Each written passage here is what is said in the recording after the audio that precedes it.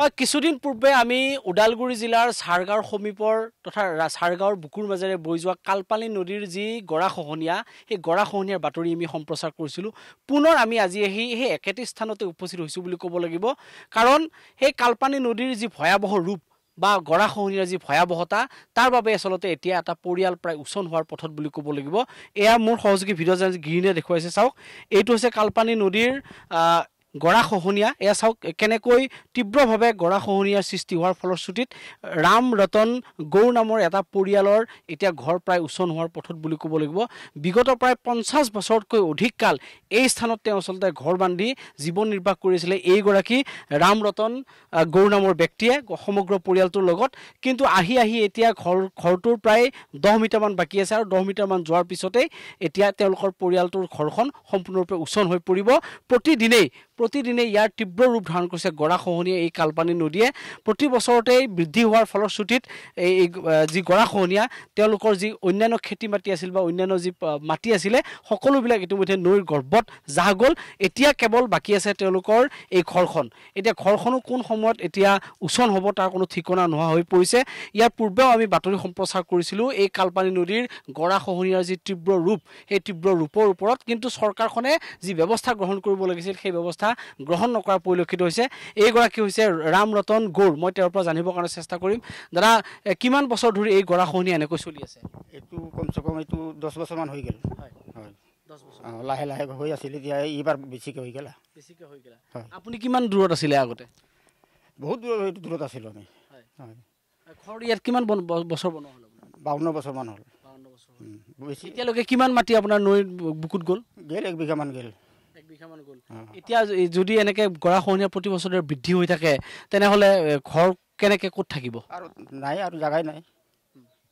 কত জাগা নাই আৰু আপুনি কি কাম কৰে মই সৰু পাণ দোকান এটা কৰোঁ আপোনাক কোনোবাই খবৰ লৈছিল আহি নাই খবৰ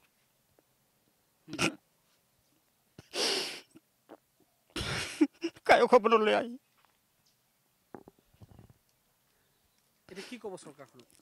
কি ক'ম একলা কাৰণে আমি একো কৰিব নোৱাৰোঁ এই ঘৰৰ কাৰণে ৰাইজেও সহায় নকৰে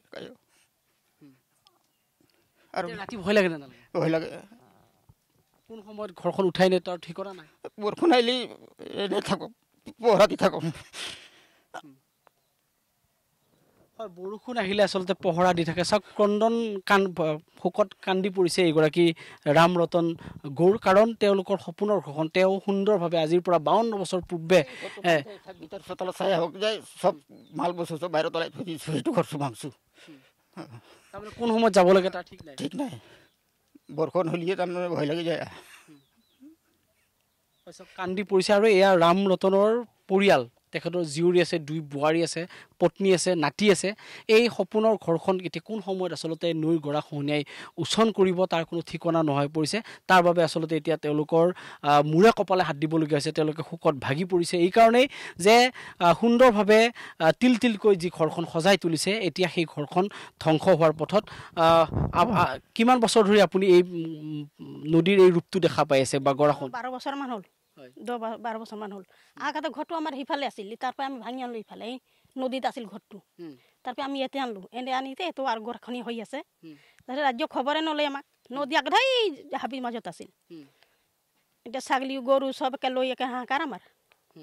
সেনেকৈ থাকছোঁ আৰু কি কৰিম এতিয়া যদি এনেকৈ গৰাখহনীয়া বাঢ়ি গৈ থাকে আপোনালোকৰ পিনে আহি আছে যিহেতুকে তেতিয়া কি উপায় কিবা আছে নে নাই ক'ৰবাত যাব লাগিব উপায় নাই আৰু ক'ত যাম ক'তো মাটি নাই সেনেকৈ চলি পৰিলে সেনেকৈ থাকছোঁ আৰু তেওঁৰ কণমানি জীয়ৰী আছে মই তেওঁৰ পৰা জানিছোঁ ভণ্টি অকণমান আগুৱাই আহিবা তুমি কোন ক্লাছত পঢ়ি আছা মই নিউ এডমিশ্যন লৈছোঁ ফাৰ্ষ্ট ইয়াৰ তোমালোকৰ ৰাতি ভয় লাগে নে নালাগে ভয় লাগে তুমি এতিয়া যিহেতুকে নতুন চৰকাৰ আহিছে বিজেপি চৰকাৰ হিমন্ত বিশ্ব শৰ্মাক কি ক'বা তুমি এগৰাকী শিক্ষিত ছোৱালী হিচাপে চৰকাৰক কি ক'বা চৰকাৰৰ এইটো কম অলপ মাটি দি আমাক এনেকৈতো তোমালোকৰ ঘৰখন শেষ হৈ যাব এতিয়া হয় চাওক কেনেকৈ শোকত ভাগি পৰিছে সমগ্ৰ পৰিয়ালটো কাৰণ তেওঁলোকৰ সপোনৰ ঘৰখন কোন সময়ত উচন হয় তাৰ কোনো ঠিকনা নোহোৱা হৈ পৰিছে এই পৰিয়ালটো বুকুত বান্ধি ৰাম ৰতন গৌৰ সদায় থাকে এই দুই বোৱাৰী দুই পুত্ৰ এই নাতিক লৈ এই কন্যাক লৈ কিন্তু তেওঁলোকৰ ঘৰখন এতিয়া উচন হোৱাৰ পথত চাওক কি এক কাল ৰূপ ধাৰণ কৰিছে এই কালপানী নদীয়ে প্ৰতি বছৰতেই পূব পিনে সম্পূৰ্ণৰূপে খহাই লৈ অহাৰ ফলশ্ৰুতিত তেওঁলোকৰ এই ঘৰখন এতিয়া কোন সময়ত উচন হয় তাৰ কোনো ঠিকনা নোহোৱা হৈ পৰিছে কালপানী নদীৰ যি ভয়াৱহতা গৰাখহনীয়া এই গৰাখহনীয়া ৰোধ কৰিবৰ কাৰণে কিন্তু জলসম্পদ বিভাগে যি ব্যৱস্থা গ্ৰহণ কৰিব লাগিছিল সেই ব্যৱস্থা আজিলৈকে গ্ৰহণ নকৰিলে যাৰ ফলশ্ৰুতিত এনে বহু পৰিয়াল ইতিমধ্যে উচন হ'বলগীয়া হৈছে আৰু এই ৰাম ৰতন গৌৰু কোন সময়ত আচলতে উচন হ'বলগীয়া হয় তাৰ কোনো ঠিকনা নোহোৱা হৈ পৰিছে